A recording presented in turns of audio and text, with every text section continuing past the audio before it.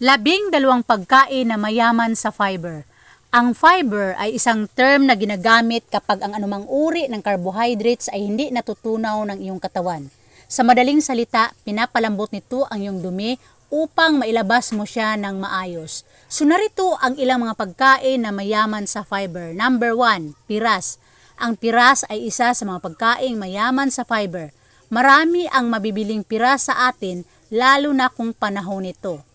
Number 2, strawberry. Ang mga strawberry ay isang masarap at masustansya na pagpipilian na maaring kainin ng sariwa. Kapansin-pansin, kabilang din sila sa mga siksik sa sustansya na prutas na maaari mong kainin. Maraming vitamina C, manganese at iba pang mga antioxidant na kailangan ng ating katawan. Number 2, avocado. Ang avocado ay isang natatanging prutas. Sa halip na mataas sa carbs, puno ito ng malulusog na taba. Ang mga avocado ay napakataas sa vitamina C, potassium, magnesium, vitamina E at D. Marami rin silang mga benepisyo sa kalusugan. Number 4, mansanas. Kabilang ang mansanas sa mga pagkaing mayaman sa fiber. Masarap na masustansya pa na prutas. Madali na rin makabili nito sa anumang grocery store at pamilihan. Kaya naman madali kang makakain nito. Masarap na ay mataas pa ang fiber na taglay nito. Sunod, raspberries. Masustansya na, masarap pa ang lasa. Puno ito ng vitamin C at manganese. Pwede mo itong gawing dressing sa mga salad. Number 6, saging. Bukod sa marami ang makukuhang nutrisyon sa saging katulad ng vitamin C, B6 at potassium, ay mayaman din ito sa fiber. Lalo na kung kakainin ito kapag malapit na itong mahinog o medyo may birdie pang kulay. Sunod, carrot. Isa ang carrot sa lagi nating nilalagay sa fried lumpia at supas natin. Pero alam nyo bang marami rin itong sustansyang dala? Mataas ito sa vitamin K, B6, magnesium, beta-carotene na isang antioxidant na ginagawang vitamin E ng ating katawan. Siyempre, mayaman din ito sa fiber na makakatulong sa ating digestive system. Sunod, quinoa.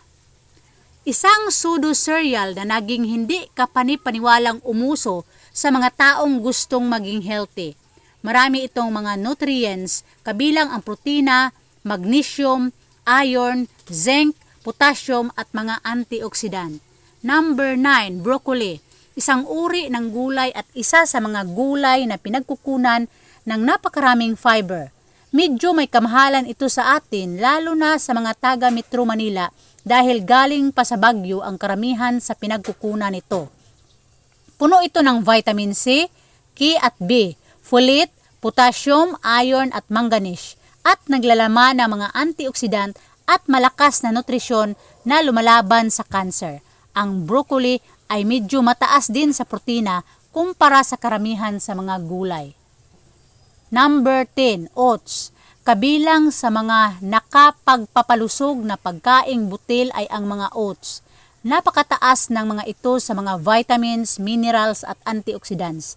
Naglalaman ang mga ito ng isang madaling matunaw na fiber na tinatawag na beta-glucan na nakakatulong sa blood sugar at cholesterol sa ating katawan na maging normal o bumaba.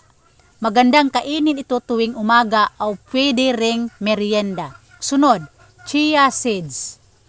Maliit na itim na binhi na napaka-popular sa likas nitong nutrisyon para sa kalusugan. Masustansya ang mga ito, naglalaman ng maraming magnesium, phosphorus at calcium. Ang mga chia seeds ay isa ring pagkaing mayaman sa fiber na pwede mong kainin araw-araw. Subukan ang mga ito sa mga jam, ilang mga homemade granola bar. Sunod, dark chocolate. Mahilig ka ba sa mga tsokolate? Huwag mangamba dahil pwede ka namang kumain ng dark chocolate. Nakakagulat man isipin na mataas ang nutrisyon nito at isa sa pinakamaraming pagkaing may antioxidant. Pero ito ay napatunayan sa pag-aaral. Siguraduhin lamang na pumili ng dark chocolate na may nilalaman ng kakao na 70 to 95% o mas mataas at iwasan ang mga produktong puno ng idinagdag na asukal dahil kapag maraming asukal ay pwedeng makasama ito.